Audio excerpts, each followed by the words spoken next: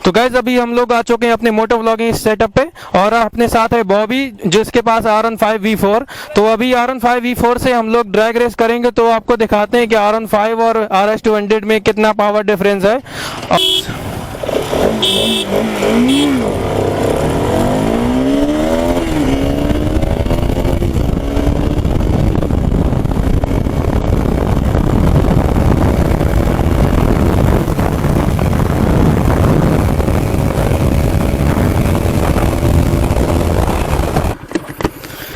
Drag race के लिए highway चाहिए, बट पावर किस में है आप बताओ, है ना RS 200 में पावर 150 से 200 फर्क देखो होगा। तो गैस आप में से काफ़ी लोग परेशान होंगे कि R15 और RS 200 में कौन बेटर है आपके लिए। तो आज मैं अपनी RS 200 का 1 साल एक्सपीरियंस रिव्यू लेके आया हूँ आपके लिए, जिससे आपको पता चल जाएगा कि RS 200 में क्या क्या खूबियाँ हैं और क्या क्या खामियाँ हैं। तो इसका मैं साइड बाय साइड R15 से कंपैरिजन भी कराता रहूँगा, जिससे आपको अंदाज़ा लग जाएगा कि R15 बेटर है या फिर RS 200 बेटर है। इसमें मैं आपको बताऊंगा कि इसका माइलेज, इसकी बिल्ड क्वालिटी, इसकी इंजन में परफॉर्मेंस, बाकी सारी चीज़ें, जिससे आपको R15 और RS 200 को चूज़ करने में आसानी हो। तो मेन डिफरेंस क्या है मैं आज आपको ये बताऊंगा। तो सबसे बड़ा मेन डिफरेंस इसका है कि इसका इंजन, इसमें है आपका 200 सीसी, लगभग 199.5 सीसी का इसमें लिक्विड कूल्ड इंजन आता है। R15 में आपको सिर्फ 155 सीसी का इंजन ही मिलता है। और रही परफॉर्मेंस की, पावर की बात, तो RS 200 प्रोड्यूस करती है 24.5 bhp की और 18.7 न्यूटन मीटर का टॉर्क प्रोड्यूस करती है। लेकिन R15 है वो सिर्फ 18.1 bhp की पावर प्रोड्यूस करती है और 14.1 या 2 के समथिंग 14 के समथिंग न्यूटन मीटर का टॉर्क वो जनरेट करती है। तो परफॉर्मेंस में बात देखी जाए तो RS 200 बेटर है R15 से। और लुक्स और डिज़ाइन वाइज अगर देखी जाए तो वो हर एक बंदे का अलग अलग डिज़ाइन और लुक्स के मामले में सोच हो सकती है। तो मुझे तो अगर देखने की बात की जाए तो मुझे R15 बेटर लगती है इससे, बट RS 200 भी किसी से कम नहीं। इसका रोड प्रेजेंस काफ़ी अच्छा है, ये सुपर बाइक का लुक्स देती है। R15 भी R1 से इंस्पायर होकर बनाया गया है। उसका जो R15 का M वर्जन है वो R1 का इंस्पायरिंग वर्जन है, और जो RS 200 है वो आपको BMW S1000 RR की तरह थोड़ी बहुत देखने के लगती होगी। अब बात करते हैं इसकी बिल्ड क्वालिटी की।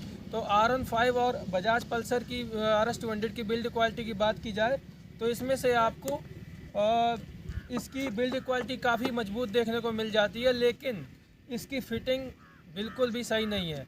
अब BS6 और BS7 की हम बात करें तो मेरे पास BS6 मॉडल है, जिसमें से फ़िटिंग तो ठीक ठाक है, बट अगर BS4 की बात करें या BS3 की आप बात करते हैं तो वहाँ पे इतनी अच्छी फिटिंग नहीं आपको मिलती और वाइब्रेशन बहुत ज़्यादा होता है। बट BS6 और BS7 में वाइब्रेशन बिल्कुल ख़त्म हो गई, ना के बराबर हो गई है। अगर R15 से हम कंपेयर करते हैं इसकी, तो R15 में कोई भी आपको तो उसमें वाइब्रेशन नहीं समझ में आता, क्योंकि उसका इंजन बहुत ही रिफाइंड होता है। तो इसकी परफॉर्मेंस और बिल्ड क्वालिटी की तो हमने बात कर ली है, लेकिन अब आप और चीज़ से मैं आपको बता दे रहा हूँ कि इसका जो वेट है वो R15 से लगभग 18 से 20 किलो ज़्यादा है, क्योंकि R15 का जो वेट है वो ओनली 146 किलोग्राम के समथिंग आता है, 142 के समथिंग आता है, और इसका जो है 166 के समथिंग आता है। तो लगभग इसमें 18 से 20 किलोग्राम का ज़्यादा फ़र्क है, भारी है थोड़ी बाइक। और इसकी जो हाइट है, सीट हाइट, वो काफ़ी ज़्यादा है। और जो भी बंदा इस बाइक को परचेस करना चाहता है उसकी हाइट मिनिमम 5.5 फीट के समथिंग होनी चाहिए। लगभग 100 अगर आप सेंटीमीटर में देखें तो लगभग 168 सेंटीमीटर के समथिंग होनी चाहिए। अगर उससे आप छोटे हैं, आपकी हाइट उससे कम है, तो मैं इसको रिकमेंड नहीं करूँगा, क्योंकि इसकी जो हाइट है भाई आप लोग संभाल नहीं पाओगे। क्योंकि आप मेरे देख सकते हैं मेरी जो हाइट है, मैं इसमें आपको बैठ के दिखा दे रहा हूँ। अगर आप इसमें बैठेंगे, मेरी 167 सेंटीमीटर है। तो मेरे जो पैर हैं, पीछे वाला ये रखता हूँ पैर, तो ये वाला मेरा पैर थोड़ा ऊपर रह जाता है। और अभी मैं जूते पहने हुए हूँ थोड़ा हाई सोल के, लेकिन अगर मैं नॉर्मल जूते पहनता हूँ तो मेरा जो पैर है, दोनों पैर थोड़ा ऊपर को उठे रहते हैं। और अगर आप लोगों की हाइट थोड़ी ज़्यादा है तो आप इस बाइक को आराम से हैंडल कर पाओगे। भीड़ वाले इलाके में अगर आपको बाइक पीछे करनी है, थोड़ा पीछे अगर ऊंचाई है, तो आप मुश्किल से इसको बैठे बैठे नहीं कर सकते। लेकिन अगर आप R15 परचेस करेंगे तो उसकी हाइट थोड़ा कम है, तो उसको आप इजीली आराम से टर्न कर सकते हैं। आप पीछे को मूव करा सकते हैं उसको बैठे बैठे। और पिलियन राइडर की हम बात, देखो ये मेरा कोई स्पॉन्सर वीडियो नहीं है, तो मैं इसमें मतलब बता सकता हूँ कि क्या मेरे जो खुद का एक्सपीरियंस है वो मैं आपके साथ शेयर कर रहा हूँ कि जो परफॉर्मेंस है इसमें पिलियन राइडर के साथ आप अगर आप राइड करते हैं, आपका वेट थोड़ा ज़्यादा है और आपकी पिलियन का वेट थोड़ा ज़्यादा है, तो ये बाइक कहीं भी पावर आपको ड्रॉप नहीं करेगी। जितनी आरपीएम में आपको सिंगल पर्सन, आप सिंगल राइडर के साथ आप चला रहे हैं, नॉर्मली अकेले राइड कर रहे हैं, अगर 6000 आरपीएम पे आप 80 की स्पीड पे इस पर रन कर रहे हैं और अगर आप पिलियन को भी बैठा ले रहे हैं तो वो 6000 आरपीएम पे ही 80 की स्पीड देगी। उसमें कोई आपको पावर ड्रॉप का मतलब आपको देखने को नहीं मिलेगा। लेकिन अगर आप R15 की बात करेंगे तो वहाँ आपको थोड़ा बहुत पावर ड्रॉप मिल जाएगा। तो ये रही मतलब बात इंजन परफॉर्मेंस की, तो इसके इंजन बहुत ही ज़्यादा पावरफुल है R15 से मुकाबले। अगर आप ड्रैग रेस कराएंगे तो R15 को बहुत जल्दी इजीली ये पीछे छोड़ देगी, और अगर आप टॉप एंड पे जाएंगे तो फिर R15 आगे निकल जाएगी। वो क्यों, मैं आपको बता रहा हूँ। कुछ लोग पूछते हैं कि R15 बहुत जल्दी मतलब बहुत अच्छे से टॉप स्पीड अचीव कर लेती है, लगभग 150 जाती है, 150 प्लस जाती है, लेकिन ये बाइक भी जाती है, बट इसका ये BS6 मॉडल ये नहीं जाता, बट BS4 और BS3 जाती हैं, बहुत ही हाई चली जाती हैं, 168 के समथिंग चली जाती है वो वाली बाइक। बट इसको मैंने अभी आज तक 142 भगाया है, क्योंकि हमारे आसपास कोई अच्छा सा हाईवे नहीं है और ट्रैफिक में भगाने में कोई फ़ायदा भी नहीं है। कहीं एक्सीडेंट वगैरह होता है तो फिर हमको ही प्रॉब्लम होगी। हम कहाँ बात कर रहे थे कि R15 टॉप स्पीड इतना ज़्यादा क्यों अचीव कर लेती है, तो सबसे मेन बात आती है उसमें एरोडायनामिक्स उसका अच्छा है। उसकी जो फेयरिंग है R15 की, उसका डिज़ाइन है वो बहुत ही अग्रेसिव डिज़ाइन है, जिससे वो हवा जो विंड ब्लास्ट होता है वो पूरा साइड से और ऊपर से निकल जाता है, तो उसको टॉप स्पीड पकड़ने में बहुत ही आसानी हो जाती है। और इसका जो डिज़ाइन है वो थोड़ा टूरर बाइक की तरह है, जिसमें आप कंफर्टेबली बैठ सकते हैं, ना ही आपको आगे की तरफ झुकना पड़ेगा, ना ही आपको कोई दिक्कत होगी। अगर आप R15 लेके 100, 150, 200 किलोमीटर की राइड करते हैं तो आप घर वापस आने के बाद आपकी कमर और हाथ में भयंकर वाला दर्द होने वाला है। लेकिन आप इसको अगर राइड करते हैं तो भाई इसकी कंफर्टेबल बहुत ही ज़्यादा अच्छी है, क्योंकि इसमें आपको सीधा बैठना पड़ता है, ना ही आपको ज़्यादा झुक के बैठना है। चाहे आप पिलियन के साथ राइड कर रहे हो, चाहे आप अकेले राइड कर रहे हो, तब भी ये बेटर है। तो अब बात करते हैं कि किन लोगों को ये RS200 लेनी चाहिए और किन लोगों को R15 लेनी चाहिए। तो कंक्लूज़न ये है कि अगर आप ऐसा ही राइड मतलब कभी कभार आप राइड करते हो, संडे राइड वगैरह करते हो, जैसे मान लो कि 100-150 किलोमीटर की आप राइड करते हो, इसके ऊपर 200 किलोमीटर मैक्सिमम तो 250 किलोमीटर की आप राइड करते हो, तो आप R15 ले सकते हो। उसमें आपको बेटर माइलेज भी मिल जाएगा, उसकी लुक्स भी मिल जाएगी, टॉप स्पीड भी मिल जाएगी और थोड़ा प्रीमियम भी देखने में लगती है और स्पोर्ट्स का थोड़ा फील आप ले सकते हैं उसमें। लेकिन अगर आपको RS200 लेनी चाहिए तो कब लेनी चाहिए, मैं आपको बता रहा हूँ। इसका थोड़ा माइलेज कम है। अगर आप देखेंगे इसकी माइलेज, तो इसका माइलेज सिटी में लगभग ऑलमोस्ट 28 और 30 के समथिंग रहता है, 33 मैक्सिमम 33 मिल जाएगा आपको। और हाईवे में आपको मिलेगा, अगर आप अच्छे से राइड करते हो तो आपको 35 के समथिंग, 35 प्लस मिल जाएगा, बट इससे ऊपर नहीं मिलने वाला है। लेकिन अगर आप R15 राइड करते हो तो आप 45 प्लस आराम से हाईवे में निकाल सकते हो। बाकी आप सिटी के अंदर, मुझे इतना आइडिया नहीं है क्योंकि R15 मैं ऑन नहीं करता, बॉबी से पूछ के बताना पड़ेगा, बॉबी के पास R15 है। तो अगर आप थोड़ा लॉन्ग राइड के लिए प्लान कर रहे हो कि आपको एक लॉन्ग राइड के हिसाब से कोई बाइक चाहिए जो लुक्स में भी अच्छी हो और रोड प्रेजेंस भी अच्छा हो, आपकी सिटी में, आपके मोहल्ले में अगर आप बाइक लें तो कोई देखे कि हाँ भाई कोई बाइक है, अच्छी बाइक है, देखने में भी अच्छी है और आप अपनी बाइक को दूर भी ले जा सकते हैं, जैसे लद्दाख वगैरह। क्योंकि जो छोटे क्रिएटर, छोटे मोटे ब्लॉगर्स होते हैं जो शुरुआत करते हैं अपने इनिशियल स्टेज की, तो वो RS200 ही उनका बेटर ऑप्शन रहता है, क्योंकि ये बाइक थोड़ा पावरफुल भी है और आप इसको दूर राइड पे भी ले जा सकते हो। 400, 500, 600 किलोमीटर तक आप आराम से इसको ले जा सकते हो, कोई दिक्कत वाली बात नहीं है। क्योंकि इसके साथ आपको लिक्विड कूलिंग टेक्नोलॉजी आती है, जिससे आपके इंजन में ज़्यादा कुछ प्रॉब्लम होने वाला नहीं है। आप आराम से इसको लद्दाख वगैरह ले जा सकते हो और मजबूत तो है ही है भाई, कंफर्टेबल, कोई दिक्कत नहीं है, आराम से चलाओ 4-5 घंटे, कोई दिक्कत नहीं है दिन का।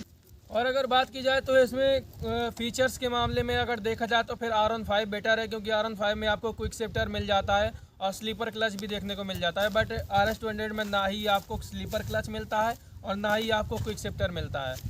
तो अगर आपको टेक्नोलॉजी से कोई मतलब नहीं है, आपको फीचर से कोई मतलब नहीं है, तो फिर आप आंख बंद करके RS 200 ले लीजिए, कोई दिक्कत वाली बात नहीं है। इसकी आपकी सर्विस कॉस्ट वगैरह सब कुछ कम ही है R15 से, बहुत ही बेहतरीन ऑप्शन है। और बाकी सारी तो हमने अभी बात कर ली है, लेकिन एक प्रॉब्लम और इसमें मुझे फेस करने को मिली है कि जो कि 200 सीसी के सेगमेंट में इस बाइक में जो आपको टायर मिलते हैं, उस रेयर का जो टायर होता है वो सिर्फ 130 सेक्शन का ही मिलता है, जिसमें आपको थोड़ा हाईवे पे लीन वगैरह करने का अगर आप शौक़ रखते हैं तो इस बाइक में थोड़ा आप अनकंफर्टेबल हो सकते हैं, क्योंकि इसका जो टायर है वो सिर्फ 130 सेक्शन का है। और 200 सीसी के हिसाब से, पावरफुल इंजन के हिसाब से आपको अगर 140 या 150 तक का मिल जाता तो कुछ बेटर ऑप्शन रहते हैं। बट मैं इसको जल्दी चेंज कराऊंगा, 150 के समथिंग डलाऊंगा, क्योंकि मुझे लीन करने में बहुत ही मज़ा आता है। और बाकी की जो सारी डिटेल्स हैं वो मैं आपको व्लॉग में चलते चलते आपको बताऊंगा, क्योंकि यहाँ पर थोड़ा अजीब सा लग रहा है, क्योंकि सब लोग देख रहे हैं, हाईवे चल रहा है यहाँ पे। तो अभी मैं आपको चलते चलते सारी चीज़ें डिटेल से बता दूंगा कि इसकी क्या ही प्रॉब्लम है, क्या और मुझे प्रॉब्लम समझ में आ रही है और क्या क्या अच्छाइयाँ हैं। तो गाइस अभी हम लोग आ चुके हैं अपने मोटो व्लॉगिंग सेटअप पे, और अपने साथ है बॉबी जिसके पास R15 V4। तो अभी R15 V4 से हम लोग ड्रैग रेस करेंगे, तो आपको दिखाते हैं कि R15 और RS 200 में कितना पावर डिफरेंस है।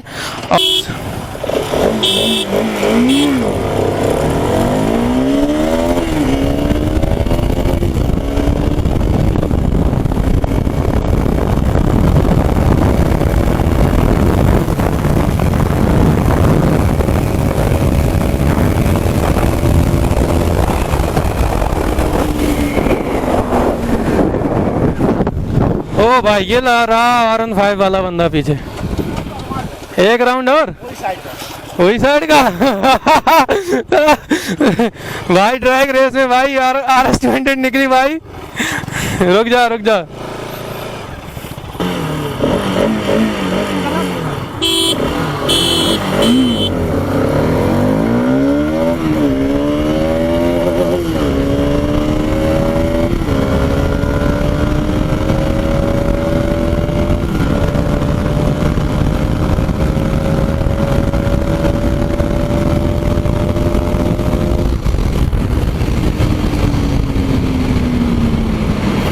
अगेन हम जीते।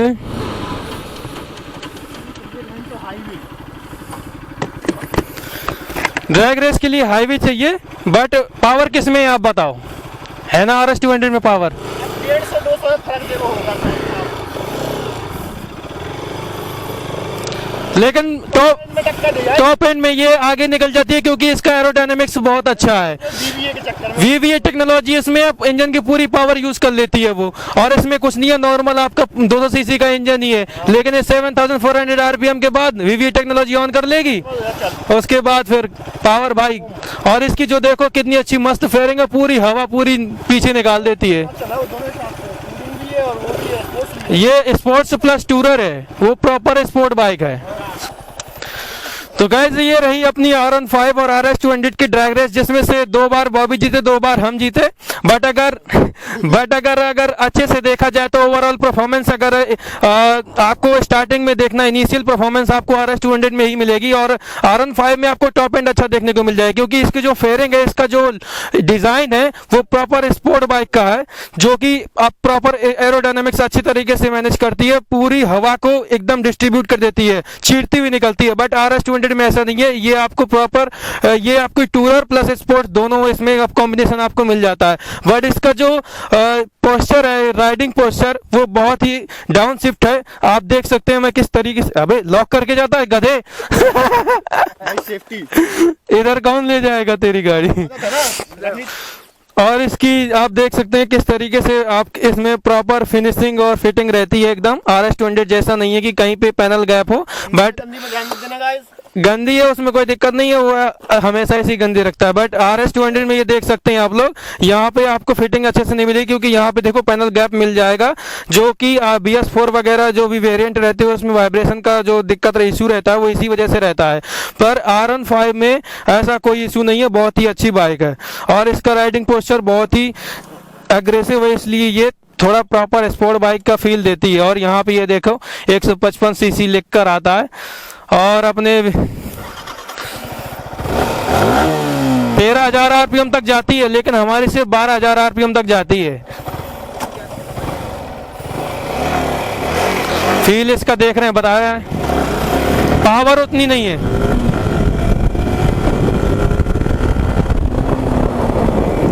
ब्रेकिंग और ओवरऑल हर चीज लगभग सेम ही है, बट अगर देखा जाए तो प्रॉब्लम मेरी थी, मेरे बाइक में प्रॉब्लम थी सीट हाइट वाली प्रॉब्लम, वो इसमें प्रॉब्लम नहीं है, क्योंकि आप लोग देख सकते हैं मेरे इस साइड का पैर पूरा पूज रहा है और इस साइड का भी लगभग पूरा ही आ रहा है, तो इसकी सीट हाइट में इतनी प्रॉब्लम नहीं जितनी मेरी RS 200 में प्रॉब्लम है।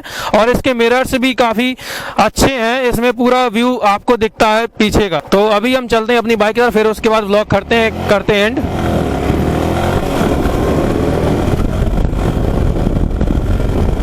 और प्रॉपर स्पोर्ट वाला फील आता है इसमें भाई, प्रॉपर स्पोर्ट का फील आता है इसमें, ऐसा लगता है कोई ट्रैक बाइक चला रहे हो, एकदम लीन इन करने में एकदम खतरनाक, गजब बाइक है भाई अपने बॉबी भाई की। बढ़िया, फिर आज का रिव्यू यहीं तक था। तो गाइज आई होप आपको ये वीडियो पसंद आया होगा, तो हमारे चैनल को सब्सक्राइब कर लीजिए। RS 200 और R15 से रिलेटेड कोई भी आपको प्रॉब्लम हो या कोई भी क्वेश्चन हो तो आप मेरे को कमेंट करना, तो मैं आपका उसको प्रॉपर उसका वीडियो वगैरह बना के दे दूंगा। अगर पॉसिबल होगा तो कमेंट में ही रिप्लाई कर दूंगा, अगर पॉसिबल नहीं होगा तो मैं उसका वीडियो अलग से सेपरेट बना दूंगा। तो गाइस मिलते हैं नेक्स्ट वीडियो में, tata bye bye, love you all, take care.